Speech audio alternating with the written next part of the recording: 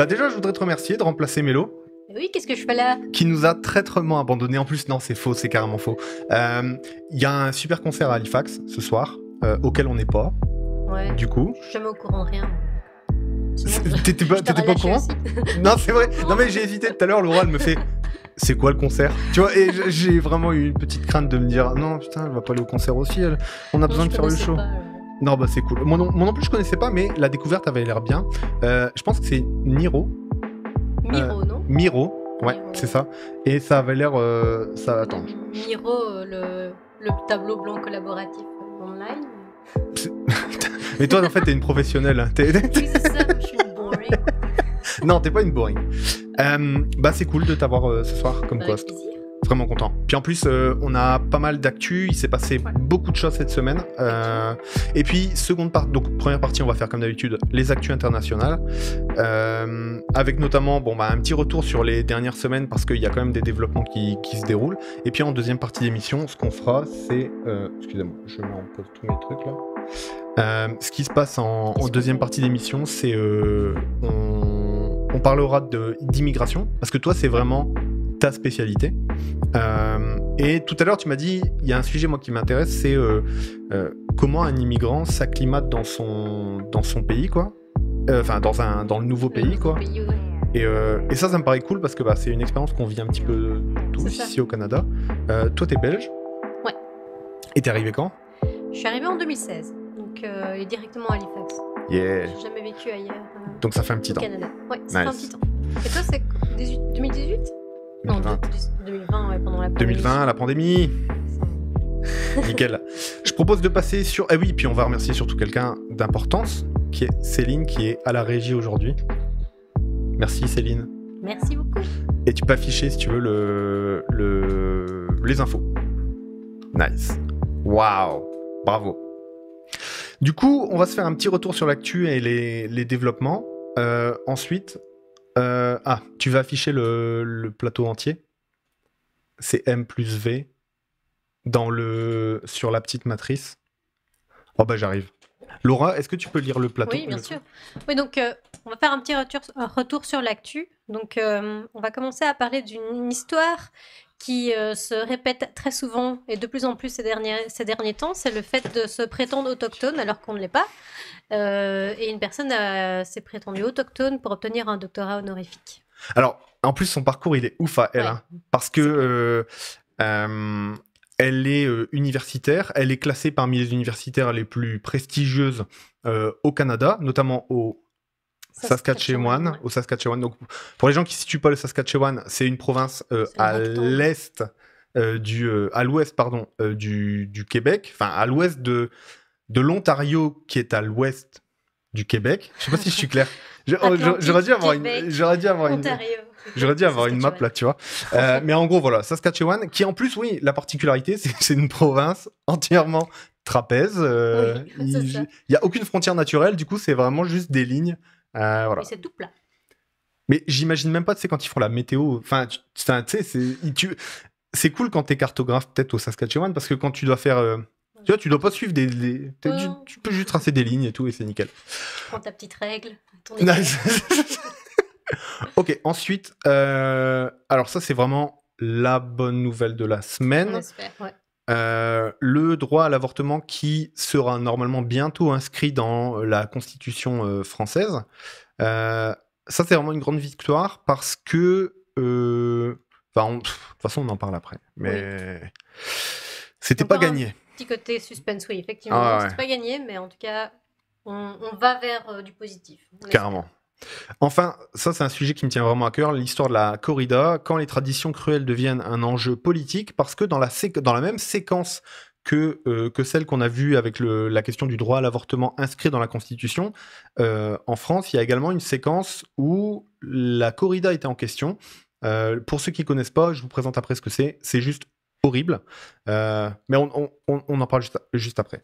Puis enfin, là, un événement qui est assez rare pour qu'on le mentionne, une révolte ouvrière en Chine, et qui est vraiment intéressante parce que l'histoire de la Chine est une histoire du mouvement ouvrier chinois, Et donc là, ça fait un peu grincer des dents, tu vois. Tout à fait. C'est un peu flippant.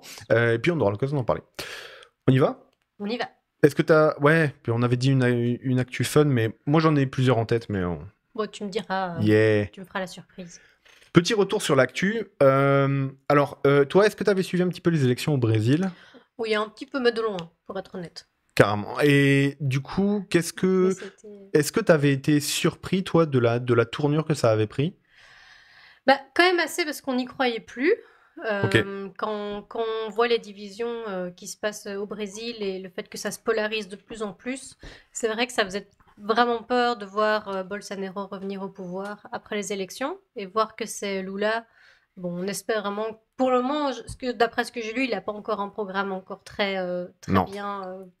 Non, très bien défini, mais en tout cas, alors c'est pas Bolsonaro. j'en parlais justement avec une Brésilienne la semaine dernière et qui, elle, du coup, est immigrante, tu vois, ici, au Canada, et qui disait que le Bolsonaro, un de ses gros trucs, ça avait été vraiment ses politiques anti-autochtones et anti-amazoniennes. Enfin, Oui. on va appeler ça anti-amazonienne, on pourrait dire industriel ou ce qu'on veut, tu vois, pour l'élevage. Mais en tout cas, non, ça, c'est un des trucs qui avait été marquant. Et là où Lula est complètement dans la contre-réaction, avec justement une défense des peuples autochtones brésiliens, et aussi, peut-être, on l'espère, une reforestation. Ouais. Même si, quand tu as vendu des terres et que quelqu'un a dit, c'est j'ai ça. les terres, je fais ce que je veux, tu sais, Ouais. les reprendre, ça s'appelle nationaliser, et comment ce sera pris, je sais pas. Ouais. Puis il y a toujours le risque aussi que les entreprises fassent un procès au Brésil. Exactement. On va faire ça. Exactement. Effectivement. Alors, j'ai mis Jair et la démocratie pas d'accord parce que il a déposé un recours pour faire annuler un certain nombre de voix venant de plusieurs machines, de types de machines électroniques, parce que on vous l'expliquait, mais au Brésil, lorsque vous votez sur des machines électroniques et vous sélectionnez la case que vous voulez pour pouvoir voter, etc. Et il semblerait que dans certains types de machines, n'est pas permis de voter proprement, blablabla. Donc ça, c'est l'argument de Bolsonaro. Ça avait été le même argument que Trump Oui. lors de la campagne. Ils n'ont pas beaucoup d'imagination, tu sais. Voilà, comment tu peux voler une élection? Bon, voilà, c'est soit tu bourres les urnes quand c'est encore du papier, soit c'est... Soit il y a un bug. Mais oui, comme ils ont dit, il n'y a pas de preuves. Et, Exactement. c'est pas suffisant de toute manière. Exactement. Donc ça a été rejeté. Ouais. Bonne nouvelle. Un peu la COP27, les petites miettes. Les petites miettes parce que... Il y a eu une mini avancée de dernière minute. Ouais, alors en plus qui est assez contestable, qui est ce fonds de compensation des pays en développement. En gros, pour expliquer, c'est un fonds de compensation financier qui permet aux pays riches de compenser les destructions qu'ils feraient aux pays en développement. C'est un fonds, il me semble, qui a été chiffré. Enfin, j'avais vu un tweet là-dessus, et en gros, t'avais les trois des choses les plus chères au monde, tu vois. Et t'as le prix des développements pétroliers de la dernière année, X milliards, tu vois. Ensuite, un peu plus bas, t'as le prix de la Coupe du Monde au Qatar. Puis juste en dessous, t'as le fonds de compensation. Et donc, tu disais, voilà. Ils ont fait leur chip, quoi. Non, mais carrément. Alors, il me semble qu'il n'y a pas encore de chiffres officiels sur ça. J'ai lu que le Canada avait donné 7 millions. Non, mais... Je me dis, en fait, c'est 7 maisons dans la péninsule d'Halifax. Donc, c'est pas top, quoi. Nickel, tu vois, c'est pas ouf, tu vois. Donc, voilà pourquoi des petites miettes, c'est qu'il va falloir s'accrocher à cette toute petite victoire. Surtout, ce qu'on voit au niveau de l'environnement qui peut être intéressant, c'est surtout comment ces mesures-là peuvent ouvrir des portes à d'autres choses. Par exemple, le fait que le fonds soit créé, c'est pas une si mauvaise nouvelle que ça. Ce qui va vraiment faire chier, c'est de savoir combien on met d'argent dedans et comment c'est géré, etc., etc. En sachant qu'il faut se rappeler une chose, c'est que les pays industrialisés sont assez fans de la taxation carbone, tu vois. C'est un peu le même genre de principe. C'est le même genre de principe, sauf qu'on n'est pas capable de, clairement, comment dire ça, voir le prix de la tonne de carbone, tu vois. Genre, on peut pas la chiffrer parce que les effets du carbone dans l'atmosphère sont plus ou moins imprévisibles, exponentiels, et donc du coup, c'est vraiment Ouais. Et ce sera pareil pour les dégâts climatiques. Comment chiffrer les dégâts faits aux pays plus pauvres. Exactement. Donc du coup, je me demande vraiment, ce que ça peut donner. Bon bref, donc des petites miettes, on va les prendre, mais Il fallait juste qu'ils concluent un truc que ce soit pas carrément, un échec. carrément. Je pense que Céline te dit de parler un petit peu plus près du micro. Ok. Ouais. Ok, c'était bon. Je suis pas une professionnelle. Oui. Et du coup, alors ça, un sujet qui me parle plus ou moins, dû à mon travail. Triple épidémie. Chaud pour la santé, ça, pour les personnes en Europe, vous êtes en train de vous manger une triple épidémie que en Amérique du Nord, on est en plein dedans. Les États-Unis, le Canada, les États-Unis et le Canada sont vraiment en plein là-dedans et tous les services de santé sont vraiment pas mal sous l'eau. Et ça se voit aussi chez beaucoup chez les jeunes enfants. Chose étonnante, c'est que ce que racontait un médecin hygiéniste en chef ici en Nouvelle-Écosse, c'est que les 2 années de pandémie, avec une isolation, des mesures sanitaires très strictes, etc., eh bien, ont fait que tes défenses immunitaires se développent pas de la même manière, surtout chez les jeunes, tu vois, surtout chez les jeunes enfants. Du coup, il y a une ligne qui est très dure à tenir. Ça, j'en parlais, c'était comment tu dis le masque c'est important, blablabla. Et en même temps, l'argument des anti-vax à un moment, c'était de dire, et des anti-masques, c'était de te dire, oui, mais si on met tout le monde sous masque, etc., on va pas développer notre vrai système, etc. Et ça, c'est malheureusement un argument qui se tient. Mais oui, c'est un équilibre à trouver. Mais comment trouver un équilibre de mettre en place des politiques, c'est difficile de mettre des nuances et de aussi faire appel comment dire, au bon sens. Au bon sens des gens. Ça, c'est quelque chose qui ça peut marcher, mais c'est risqué, quoi. Surtout quand tu es dans une situation d'urgence avec une pandémie, tu vois. Oui. Donc là, il faut en plus une mauvaise nouvelle, c'est que la grippe saisonnière, donc l'influenza, donc ça c'est un truc marrant, mais pour ceux qui pensent qu'on a fini avec la Covid-19, ou le Covid-19 pour les gens qui en Europe qui parlaient comme ça, la grippe saisonnière que l'on a actuellement, c'est un résidu de l'influenza qu'on a eu au début du siècle dernier, tu vois, et qui a fait donc des millions de morts en Europe, et donc il y a toujours des vagues d'influenza qui nous arrivent, et c'est pour ça qu'on se vaccine. Du coup, il se peut très bien que la Covid-19 soit la même chose, et peut-être qu'en 2120, tu vois, les gens se vaccineront encore contre la Covid-19 avec des rappels, comme c'est le cas pour la grippe. Non, oui, je suppose. Oui, non, mais j'imagine que le climat, ça sera mieux. J'imagine que tout ira bien, mais peut-être que du coup, on va se traîner cette épidémie encore un petit temps. Ouais. Et en gros, comme ça. Et le hic, c'est quand les épidémies se croisent. Normalement, la grippe saisonnière arrive beaucoup plus tard.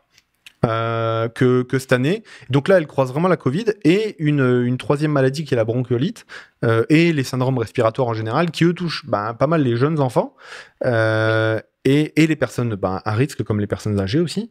Et ça, le triple, je me mets à la place des soignants actuellement qui doivent être vraiment, vraiment en galère parce que là... Et je pense aussi, pendant les centres de petite enfance aussi, ça doit être vraiment dur de gérer ces maladies-là, les 3 en même temps. Carrément. Et pour le moment, le masque n'est plus obligatoire, mais comment est-ce qu'on gère, ce genre de choses? Carrément. J'aimerais pas être à la place des autorités sanitaires actuellement. Et enfin, petit retour sur l'actu aussi. Alors ça, on en avait parlé un petit peu avec Mélo une fois. C'est la loi sur les langues officielles au Nouveau-Brunswick. C'est une loi.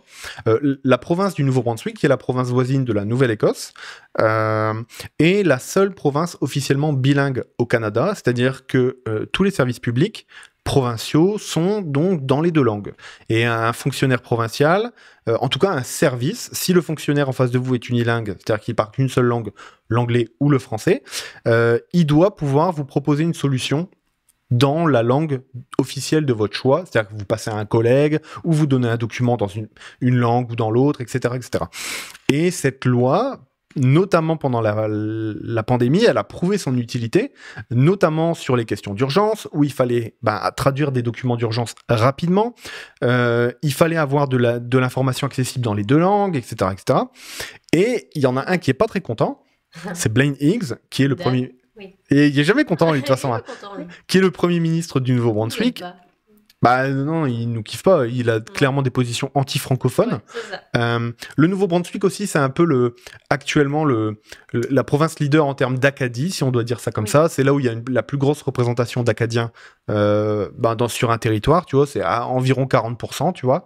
Donc, le Nouveau-Brunswick a vraiment une grosse population francophone. Il y a même un village au Nouveau-Brunswick qui est, selon le dernier recensement, qui est le seul village unilingue francophone. C'est lequel? Je sais plus le nom, mais il y a un tout petit endroit où il y a personne qui parle anglais. Oh wow. Carrément. Donc ouf, mais tu vois, c'est dans la péninsule, tu vois. Ouais. Je sais pas, c'est peut-être un village de 10 personnes, tu vois. Mais Oui. ah non, c'est pas 300 personnes, tu vois. Ouais. Mais voilà, du coup marrant. Et ce qui se passe, c'est que la révision de la loi se fait tous les 10 ans. C'est inscrit dans la loi. Et là, Blaine Higgs, qui est le Premier ministre conservateur, a créé un cabinet secret pour parler de la loi, et il a mis parmi les conseillers, j'ai plus le nom de ce gars. Je vais retrouver le nom après. Ouais. Mais en gros, il a mis l'ancien candidat et l'ancien chef de l'Alliance des gens. L'Alliance des gens, c'est un parti qu'on pourrait qualifier un peu d'extrême droite, tu vois, ouvertement anti-francophone.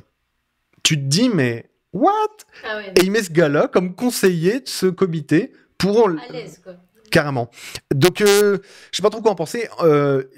Il y avait un super discours d'une des députées à la Chambre qui attaquait clairement Blaine Higgs et son unilinguisme à lui, tu vois. Mais en gros, qu'il secoue un petit peu en disant ça doit être une discussion publique et tout. Vas-y, quoi. Et là, il y a une riposte qui s'organise au niveau des organismes communautaires, notamment la Société acadienne du Nouveau-Brunswick, le regroupement féministe du Nouveau-Brunswick. Donc ça c'est cool, et pas mal de groupes de lobby acadiens, si on pourrait dire ça, qui sont en train de se mobiliser. On verra ce que ça va donner, mais en tout cas super mauvais signal, tu vois, d'avoir mis le chef de l'Alliance des gens dans une espèce d'assemblée secrète, mais pour discuter des langues officielles de la loi de demain. Bref, un peu flippant. Voilà un petit peu le retour sur l'actu. Je te propose de passer à la suite. Ouais. Yeah. On n'est pas obligé de tout lire, mais ça c'est un sujet de... C'est un sujet quand même assez scandaleux. Mais donc, comme j'en parlais, donc, c'est de plus en plus, on voit depuis des années le fait qu'il y a des personnes, surtout des académiques, aussi des artistes qui se prétendent autochtones. Donc, au Canada, il y a les peuples indigènes, les Premières Nations, et pendant tout un moment, les peuples indigènes, certains... limite cachés qu'ils étaient indigènes de peur de représailles, de racisme, etc. Mais de plus en plus maintenant, on voit cette tendance où des académiques ou des artistes qui essayent de se faire passer pour des indigènes. On les appelle les pretendians ou alors les indigenous not. Et donc, pourquoi est-ce qu'ils se prétendent indigènes ou Premières Nations? Donc c'est parce que il y a plusieurs théories, plusieurs raisons. Une des raisons, ce serait avoir un besoin de sentiment d'appartenance. Ils sont un peu paumés. Ils se sont dit, tiens, j'ai envie de faire partie d'une communauté. Ok. Il y a une autre raison qui est alors là un petit peu plus pernicieuse. C'est juste que quand il y a des postes qui sont intéressants, des fois, ils sont ce qu'on appelle désignés. Ok. Et donc, c'est des postes qui sont réservés à des minorités. Et parfois, qui sont réservés à des personnes indigènes. Et donc, ça leur permet d'accéder à ces postes-là.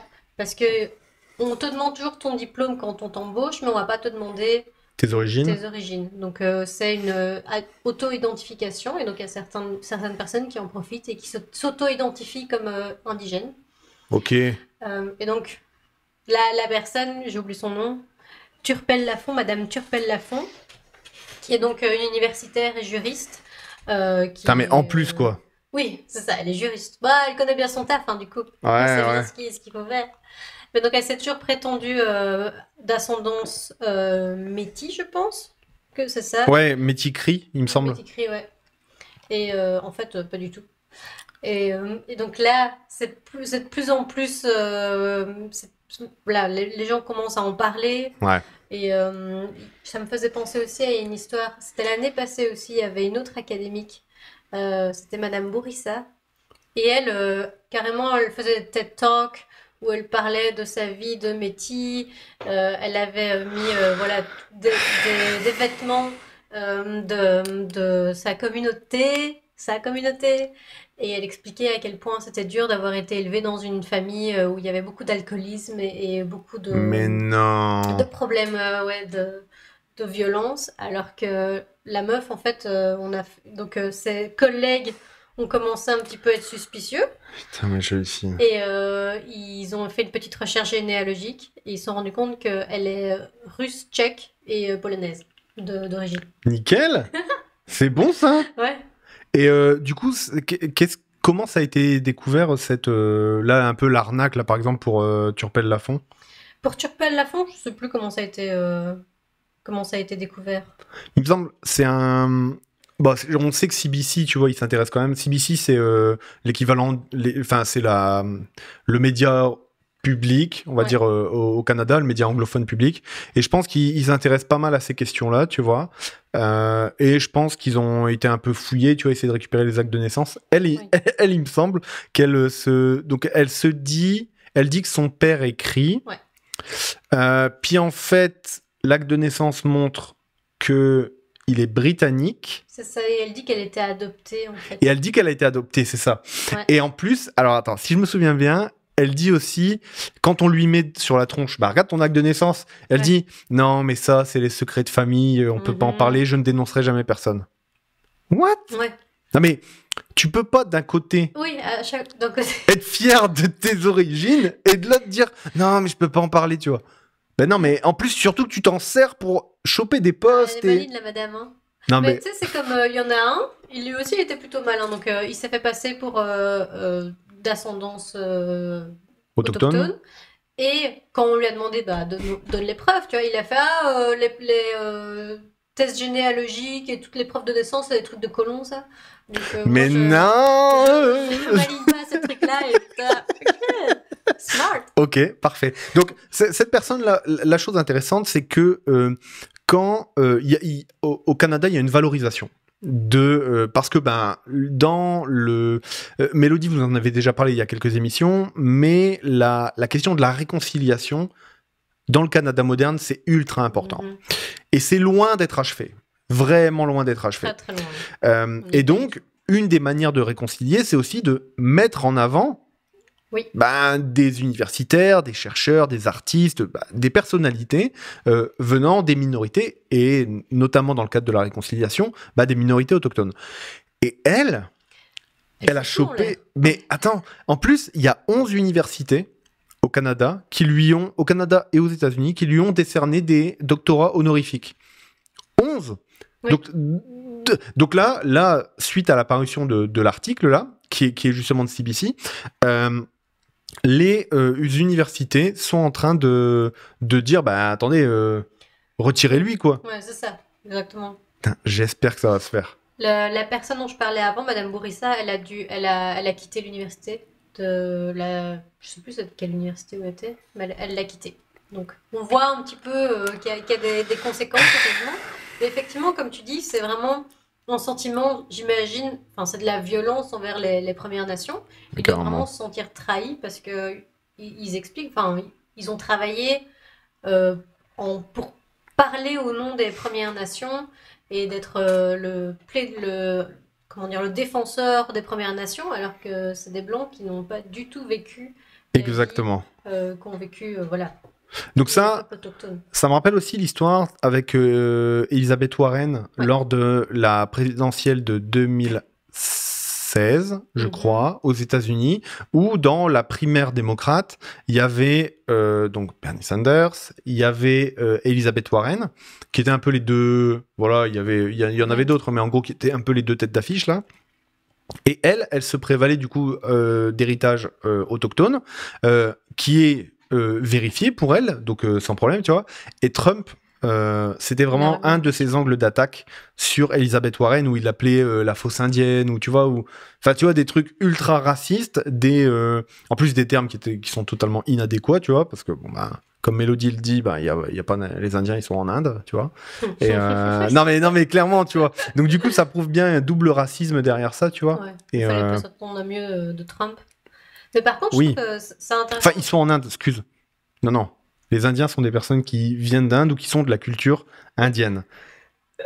C'est de la merde ce que j'ai dit. Non, mais les Indiens, ils sont en Inde, tu vois, genre... non. C'est pas ça que j'ai voulu dire. Oui.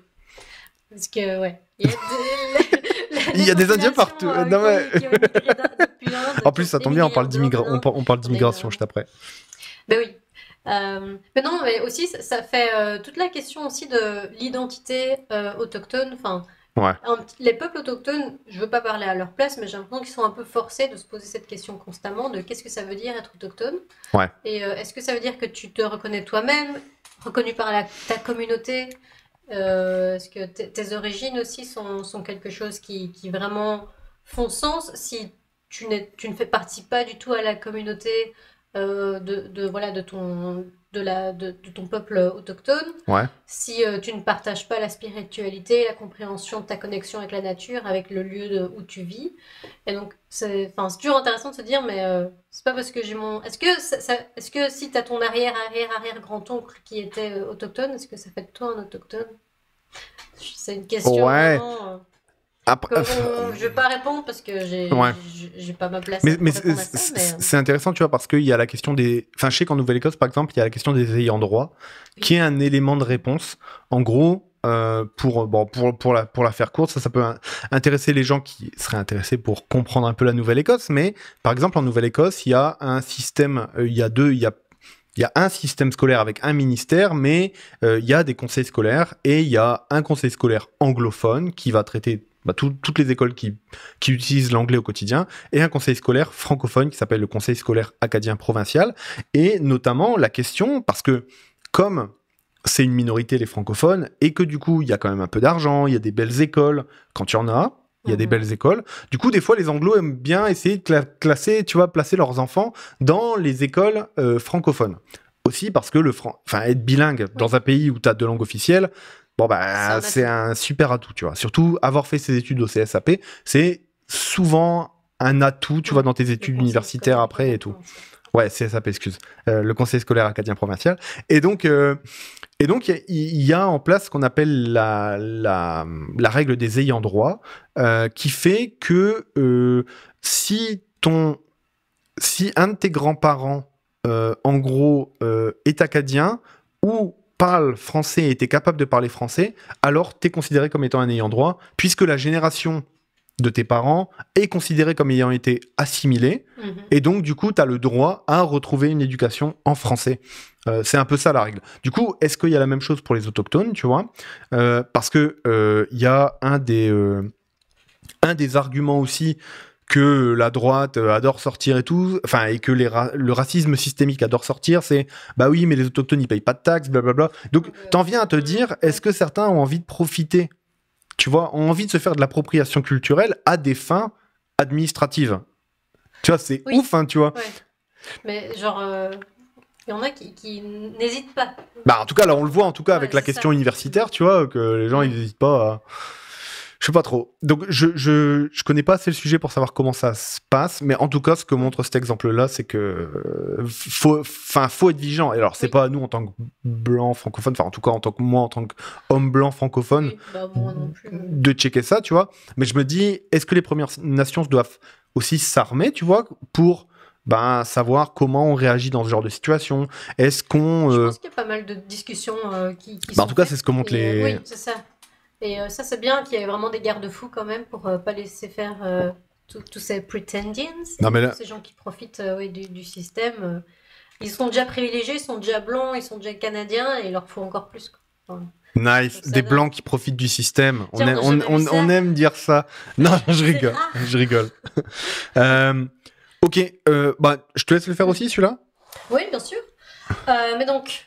Le droit à l'avortement sera bientôt dans la Constitution française. Moi, je suis belge. Je vais parler de l'actualité française, allons-y. Mais donc... Ça te fait... T'as l'impression de te trahir ou pas, là? Non, pas de me trahir, mais c'est juste... c'est comme un Canadien qui parle de Trump, tu vois. Enfin, oui. Ça va. Classique. Mais donc, oui. Il y a donc là maintenant, il y aurait donc une opportunité pour que l'Assemblée, le droit à l'avortement entre dans la Constitution. Donc l'Assemblée nationale a adopté jeudi, donc hier, à une large majorité, la proposition de loi constitutionnelle, donc qui vise à garantir le droit à l'interruption volontaire de grossesse. Donc ça a été vraiment fait en réaction avec ce qui s'est passé aux États-Unis, où on pensait vraiment que depuis 50 ans, le droit à l'avortement était acquis, et on s'est rendu compte qu'en fait, il était balayé d'un revers de main en très peu de temps. Je sais même pas combien de temps ça a pris. Entre le moment où ils ont commencé mais, à... Enfin, entre le moment où ils ont ouais. émis l'idée pour tester la population, tu vois, Ouais. c'était genre 3 ou 4 mois plus tôt, plus Ouais. ensuite les votes successifs, ça s'est fait super vite, moins de Ouais. 6 mois, tu vois. C'est ça. Donc 50 années de certitude balayées en 6 mois. Nice. Et donc du coup, la France a très bien réagi. Donc ils se sont dit qu'il fallait vraiment que ça n'arrive pas en France et qu'effectivement, il suffit juste d'un changement de régime, d'un changement de tendance et ça part aux oubliettes. Donc là, on espère vraiment que ça va rentrer dans la Constitution. Il y a encore une étape à faire, c'est que ce soit le Sénat qui accepte, qui entérine la loi, c'est ça? Je sais Mais pas. après, Non comme on mais moi dit, je suis français mais sur le papier, hein. mais en gros, c'est les sénateurs, enfin, Ouais, non. pas de stéréotype, hein, mais c'est un peu les vieux mecs blancs Ah ben, qui c'est ce vont- qu'on appelle qui vont- la chambre des grands sages, tu Tout à vois, et fait. on sait comment les grands sages sont quand il s'agit de conservatisme. Oui, Ils sont plutôt fans. Oui, oui, c'est ça. Et puis aussi du corps des femmes, là. Ah oui, bah oui, hein. C'est quand même dingue que c'est eux qui vont décider de comment est-ce qu'une femme peut disposer de son corps. Mais Exact. bon, on espère que Ça va se faire. ça va se faire. Donc on croise les doigts. Et ouais, ce serait bien. Putain, ça a été tellement vite aux États-Unis, le retour en arrière.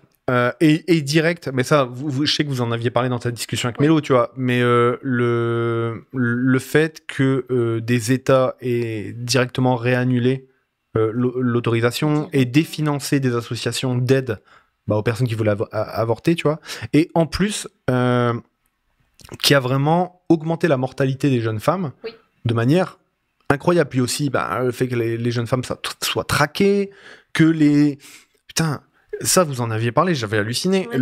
La surveillance des applications pour la pilule. Oui, c'est dingue, hein. Et depuis toujours, on nous dit tout le temps, bah, si t'as rien à cacher, il n'y a pas de souci, pourquoi est-ce que tu t'en fous de partager un peu tes données privées avec des applications, avec Facebook et tous les réseaux sociaux, mais au final, on se rend compte en fait que ça peut vraiment nous retomber sur la tête. Carrément. Carrément. Et aussi, un autre truc, c'était... Non, mais je réagis au chat. Salut tout le monde. Salut à Jojo. Ah, oui, bonjour. qui nous dit et criminaliser un acte médical. Ouais. Effectivement. Ça, c'est vraiment ça, oui. Et ça, c'est un des trucs ouf, tu vois. Il y a aussi autre chose sur le partage des données que j'ai trouvé intéressant, c'est que, notamment dans un système où l'assurance est privée, tu vois, t'as, par exemple, les montres connectées ou les applications de santé, tu vois, t'invites facilement à partager tes données, tu vois. Et je sais que t'as des compagnies d'assurance américaines qui te demandent, pour avoir un rabais sur ton assurance, d'avoir accès à tes données de santé. Par exemple, si tu marches beaucoup, si tu fumes pas, si blablabla, tu vois, ça te permet de baisser, tu vois, ton assurance. Le X, c'est que dans ce sens-là, c'est cool, tu vois. Puis ce sera toujours les plus pauvres qui vont accepter. Ah non, en plus, tu vois, qui veut cacher ses usages, tu vois, qui veut... Enfin, donc, bon. Bref, du coup, attention aux données. Mais là, en l'occurrence, c'est une bonne nouvelle pour la France. Et pour les femmes en général, tu vois, parce que espérons que ça va se multiplier. Oui, parce qu'on n'y croit pas trop avec Macron. Enfin, il a dit que ça serait le thème de son quinquennat, les violences envers les femmes. Mais... C'est parce que, vu de Belgique et du Canada, peut-être que vous voyez pas les super efforts qu'il fait. Voilà, tu vois. Mais il travaille fort. Enfin, tu vois, il a quand même mis plusieurs ministres accusés d'agression sexuelle et de viol. Ça montre quand même un peu... il est inclusif. En tout cas, il est attentif au sujet. Ça, mais quel connard. Je crois qu'il en parle tous les soirs avec ses potes. Ouais, non, je pense... non, mais c'est ça. Bref, on n'est pas obligé de parler de Darmanin ce soir, mais qui est le ministre de l'Intérieur en France et qui est... Voilà, on va pas en parler. Un sujet qui me tient à cœur, la question de la corrida en France. Alors pour les gens qui nous regardent à l'international et qui savent pas vraiment ce que c'est, ben c'est une tradition qui est proche d'un sport, allez, disons-le, où en gros un homme affronte de manière inéquitable un taureau dans une arène et joue un petit peu avec lui plante des broches dans le dos pour qu'il saigne, et à un moment, quand il a suffisamment saigné, donc il joue avec, Ouais, et, bien souffert.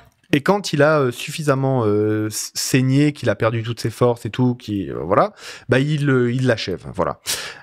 Mais la souffrance dure de longues et longues minutes, presque des heures pour ces taureaux. Et donc, cette pratique est une tradition du sud de la France. Il y a un mouvement quand même qui se crée depuis un certain moment pour abolir cette tradition. Or, on se rend compte, donc c'est un peu en lien avec ce qu'on avait dit juste avant avec l'obtention du droit à l'avortement. Il y a l'alliance de gauche en France qui est la NUPES, la Nouvelle Union Populaire Écologique et Sociale, qui a, comme tous les partis politiques minoritaires dans l'Assemblée, le droit à une journée à l'Assemblée et au Parlement, en gros, où ils fixent les thèmes de ce qui va être débattu. Ouais. Et là, du coup, eux avaient prévu de mettre pas mal de choses progressistes sur la table, qui allaient être débattues et tout. Et ce qui s'est passé, c'est que lors du débat justement sur la news d'avant, où on vous en parlait sur le droit à l'avortement, les députés de droite et d'extrême droite ont massivement déposé des amendements dans le but de ralentir les débats de la journée, et on fait que la journée qui ne dure que 24 heures, enfin de 9h à minuit, en gros, le travail parlementaire sur une niche, c'est de 9h à minuit, ont vraiment ralenti les débats au maximum pour faire que on passe un minimum de texte à ce moment-là. Donc ça, c'est un peu une horreur, surtout que mettre un sujet au débat... C'est tellement antidémocratique de faire ça. Non mais carrément. Carrément. Bref. Donc ils ont abondé, mis plein d'amendements et tout. Ce qui fait que, arrivé en fin d'après-midi, début de soirée, le texte sur la corrida, donc sur l'abolition de la corrida, qui était porté par Aymeric Caron, qui est député du coup, la France Insoumise, membre de cette grande alliance-là, voyant déjà le vent tourner, le groupe s'est dit, vu que la question de la corrida fait débat en France, même si, je vais le rappeler, 80% des Français sont contre la corrida, sont pour l'abolition de cette torture. Et donc, en 2007, c'était 27%. Donc on voit vraiment l'énorme... Il y a une grosse évolution, mais parce que il y a beaucoup d'images maintenant, puis je pense que les gens aussi se sensibilisent à la question de la souffrance animale, tu vois, et notamment la souffrance liée à une exhibition, tu vois, à un loisir, chose qu'on peut éviter, tu vois. Même si, à titre perso, je pense qu'on peut éviter toutes les souffrances animales, mais en tout cas, celle-là, visiblement, elle est vraiment... Oui, c'est ça. C'est vraiment du luxe et tout. Et alors, un des arguments que la droite réactionnaire et l'extrême droite mettent en avant, et certains aussi députés du centre, hein, tu vois, qui ont des électorats, bien conservateurs et tout, disent, oui, mais c'est un sport populaire, vous n'allez pas nous enlever nos traditions populaires. Oui, guys, c'est pas un sport populaire. Il y a 20% des gens seulement qui sont pour, et les places pour aller à une corrida, c'est entre 100 et 150 euros. Ça fait entre 200 et 220 dollars. Enfin, 200, 250 dollars. C'est pas un sport populaire au moment où pour aller voir des taureaux se faire massacrer, il faut payer en plus 200 balles, quoi. Non, c'est ça. Enfin, tu vois, c'est pas populaire. aussi avec ça. Donc, exactement. C'est vraiment pas populaire, tu vois. Je veux dire... C'est le karma, ça. Ouais, non, mais oui, c'est carrément le karma, mais c'est vraiment pas populaire. Oui, puis en plus, on va en faire un drame dès qu'un torero, tu vois, se fait encorner. Bon, effectivement, c'est triste pour lui, tu vois, mais à un moment... Bref, donc du coup, pour éviter ça, on peut tout simplement abolir cette tradition barbare, tu vois. Ouais, et puis c'est comme... c'est une tradition qui était... J'ai vu qu'en France... Donc, elle a été mise en application, cette tradition. Enfin, elle a commencé avec Napoléon pour plaire à sa femme Eugénie, qui était d'origine espagnole. Nice. Mais donc, c'est pas si ancien que ça. Et c'est une tradition qui était beaucoup plus ancienne dans d'autres pays, dans d'autres régions. Par exemple, la Catalogne, en Espagne. Et ça a été aboli dans les pays d'Amérique latine, certains pays d'Amérique latine, dans la Catalogne. Donc on voit qu'il voilà, il y a moyen de remettre en question les traditions et qu'une Exact. tradition, ça doit bouger, ça doit être dynamique, ça doit évoluer avec son temps. Et Si ça on veut doit que ce peut-être soit- s'arrêter quand c'est pourri, tu vois. Surtout C'est ça. qu'en plus, le risque de perdre ce, comment dire, perdre ça du patrimoine, c'est nul parce qu'on a beaucoup d'images de corrida. On peut faire des films, on peut faire de la musique sur la corrida, on peut faire tout un tas de choses qui vont nous permettre de garder ce patrimoine si on estime que c'est si important que ça pour la tradition française et pour On le mettra patrimoine dans le français. métaverse. Oui, non, et on peut mettre la corrida dans le métaverse, tu vois, carrément, tu vois, pourquoi pas, tu vois, faire des jeux vidéo sur la corrida, j'en sais rien, tu vois, il y a plein de manières de faire pour faire vivre une tradition que de continuer à l'appliquer quand elle est violente, cruelle, absurde, tu vois.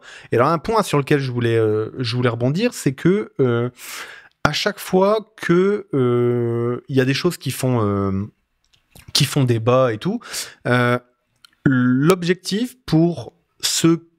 l'objectif, ça va être de placer ces mots. Si tu places tes mots dans un débat, si tu places ton vocabulaire, si tu réussis à faire une sorte d'inversion du langage, tu peux t'en sortir. Alors, c'est notamment ce qu'a tenté de faire la vétérinaire Caroline Fano, sur un plateau télé, et elle a appelé la corrida un protocole de fin de vie. Non mais, C'est merveilleux. tu sais, tu peux... Non mais, exactement, au Jojo 666 qui nous dit Call of Duty Matador. J'avoue que ce serait ouf, tu vois, le jeu vidéo... attends, je reprends juste ça. Hop. J'avoue, ce serait ouf. Et donc du coup, elle appelle ça un protocole de fin de vie.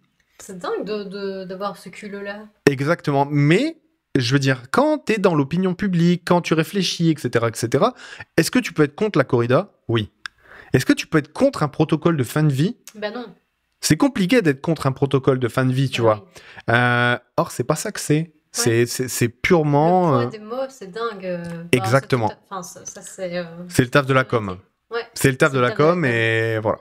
Et là, c'est horrible ce qui est en train de se passer. Du coup, la loi n'a pas pu être votée, mais une promesse a été faite à l'Assemblée de la part d'Aymeric Caron de dire que cette question resterait juste en suspens et qu'on allait y revenir rapidement. On va rappeler qu'il y a 80% des Français qui sont contre, encore une fois. Donc, il y a de bonnes chances qu'on puisse épargner la vie de plein de taureaux à l'avenir, et surtout ne pas mettre en spectacle la souffrance animale. Oui. Ce serait peut-être un... ce serait peut-être un plus. Hein. Ce serait bien que la société un petit peu évolue vers ça. Enfin, c'est quand même fou de vouloir trouver du plaisir à voir un animal souffrir. C'est assez... Ouais, non. Quand tu penses, c'est quand même un peu dingue. Carrément. Et je sais plus ce que j'allais dire. Non, c'est ça. J'ai rien à ajouter. Non, j'ai rien à ajouter. Je trouve ça horrible. Et puis, voilà, les toreros, ils vont faire autre chose, et puis ils vont évoluer. Enfin, je veux dire, désolé, mais par exemple, le jour où il y a des mecs, ils étaient super contents d'être porteurs d'eau. Okay. Tu sais, le jour où on a inventé la canalisation, les porteurs d'eau, ils ont fait autre chose, tu vois. Bah oui, c'est ça. Et c'est pas la première fois qu'une tradition va... Exactement. Pareil pour les castrats. Les castrats, ça a été plus ou moins aboli, tu vois, c'est le fait de castrer un homme pour le faire chanter de manière plus aiguë. Ça a été aboli, tu vois. J'imagine que les castrats de l'époque, ils devaient pas être super contents, tu vois, de se dire, on est peut-être les derniers d'une génération, etc., etc. Oui, ok, mais faut passer outre. Et puis, la preuve, c'est que on a encore des enregistrements de castrats, on a encore, tu vois, le souvenir de ce qui s'est passé. Enfin, tu vois, on n'a pas perdu ça. On s'en souvient encore, mais ça a dû faire mal. Quoi. Non, ouais. Petite dernière news, on est un peu en retard, mais c'est cool. C'est cool, on est un peu en retard, mais c'est cool. Qu'est-ce qui se passe en Chine ? Bah oui, c'est la débandade. Non, mais c'est un truc de ouf. Alors, le contexte, à Chengdu, dans la province de Henan, 6 millions de personnes se retrouvent à l'isolement depuis vendredi. Les autorités ont ordonné aux résidents de 8 districts de la ville de ne pas quitter la zone pour les 5 prochains jours, une décision qui intervient après de violents affrontements mercredi. Dans la plus grande usine d'iPhone, les salariés ont protesté contre leurs conditions de vie liées à la stratégie zéro Covid. Alors, t'avais déjà entendu parler de la stratégie zéro Covid ? Oui. Alors, ça donne quoi ? Ça me donne pas grand-chose. Puis leur vaccin, il a pas l'air très efficace, du coup... ouais, c'est un peu chaud, hein. C'est un peu chaud. Je pense Ouais, je pense que vraiment, enfin, en tout cas de leur part, ça montre vraiment que il faut vraiment essayer que la Chine trouve d'autres stratégies parce que pour que des ouvriers chinois se révoltent, c'est vraiment ils en peuvent plus parce que le risque de se révolter, Tellement fort. il est fort, il est important. Et donc s'ils sont là à se révolter, c'est que vraiment les conditions sont plus vivables, quoi. Carrément. Alors, ce qu'on voit, c'est des images un peu inédites pour la Chine, en tout cas pour la Chine récente, surtout que on en parle depuis plusieurs émissions, mais le récit que raconte Xi Jinping au monde, c'est la nouvelle voie pour la Chine, c'est une histoire de la Chine totalement différente, totalement nouvelle, etc. Or, on se rend encore bien compte d'une chose, c'est que la Chine communiste n'a de communiste que le nom, et visiblement, quand des ouvriers se révoltent, on se rend bien compte que c'est un capitalisme d'État. Oui. Tu vois, où les Chinois, ils ont qu'à travailler. Puis pour connaître pas mal de... Enfin, voilà, pour avoir des exemples de connaissances chinoises qui le disent, que la valeur travail et la culture du travail est tellement forte et tellement puissante que tu te dis, dans un monde moderne, où on devrait faire du commun, tu vois, mettre autant d'ardeur sur le travail de cette manière-là, c'est un peu questionnant au 21e siècle, surtout vu la crise climatique, vu tout ça. Et le fait qu'ils se révoltent, je trouve ça un peu fou, surtout que ça met un peu la Chine dans l'embarras, parce que quand... Et Apple aussi. Alors, et Apple aussi dans l'embarras, tu vois. Mais ça, c'est bien parce que ça risque peut-être de faire parler, tu vois, de ce qui se passe et tout, tu vois. Ouais. Mais... encore une fois, parce que dans tous les textes du Parti communiste chinois, une des choses qui revient vraiment, comme dans tous les régimes communistes, c'est la défense des ouvriers, la défense de la classe prolétaire, etc. Ouais. Bah mec, ta classe prolétaire, elle en a vraiment marre, tu vois. Elle en a vraiment marre. Est-ce que du coup, ça veut dire que ta façon d'appliquer cette théorie communiste n'est pas la bonne ? Ça a l'air d'être ça, malheureusement, parce que si tes ouvriers en peuvent plus, c'est que t'es un peu foiré quelque part, tu vois. Ça me fait penser, j'ai fait un travail de terrain au Vietnam, donc autre pays, mais c'est quand même aussi du capitalisme d'État, où toutes les usines avaient été construites sur la zone périurbaine de Hanoï, ouais. Et t'avais énormément de protestations d'ouvriers, et ils disparaissaient le lendemain. Wow. Et donc après, ça calmait la manifestation directe, quoi. Mais j'imagine, oui, c'est ça, pour en arriver à ce genre de violence, effectivement, ça n'arrange pas la Chine, ça n'arrange pas Apple à l'orée des fêtes de fin d'année. Non mais carrément, là à mon avis, il va se passer quelque chose. Ouais. J'ai hâte de voir un peu comment ça va se passer. On sait... on va pas se faire de trucs, tu vois, genre Tiananmen, ça n'arrivera plus jamais. Genre ce genre de choses, ça n'arrivera plus jamais. Non, il faut laisser l'espoir un petit peu, tu vois. Il pourrait y avoir des révoltes plus grosses. Le fait que... Après, c'est toujours compliqué, tu vois, de prendre un peu les médias occidentaux pour parler sur le point de vue de la Chine, oui, parce que tu sais jamais dans quel... Ils sont toujours très contents de taper sur la Chine. Donc tu te dis, comment le prendre ? Après, il y a quand même des images qui ont pas mal filtré. Oui. Du coup, ça montre quand même que il se passe quelque chose, et on souhaite bon courage aux ouvriers chinois, tu vois, et aux habitants de la ville de Shandong, parce que à mon avis, oui, ils doivent être aussi sous les mêmes contraintes zéro Covid, donc ça doit être vraiment exactement. Vraiment dur. Ce qui m'interpelle quand même beaucoup, c'est que on parle beaucoup, c'est une mauvaise pub pour la Chine, un petit peu moins pour Apple, alors que au final, je trouve quand même que Apple accepte d'utiliser des usines où il y a des conditions qui sont dégueulasses, et ça retombe pas beaucoup quand même sur Apple, je trouve. Ouais. Non, mais peut-être. Après, ça, c'est un point qui a encore été trop peu rarement soulevé, c'est le fait que on va critiquer les émissions de gaz chinoises, on va critiquer, voilà. Puis en fait, tu regardes dans ta baraque, puis en fait, tout ce que tu regardes autour de toi, tout est fait en Chine. Du coup, c'est un peu comme si, tu vois, on avait délégué notre production. Tout à fait, oui. Aux Chinois, tu vois, puis ensuite on leur en veut, tu vois, que c'est eux qui émettent du CO2, ils produisent tout pour nous.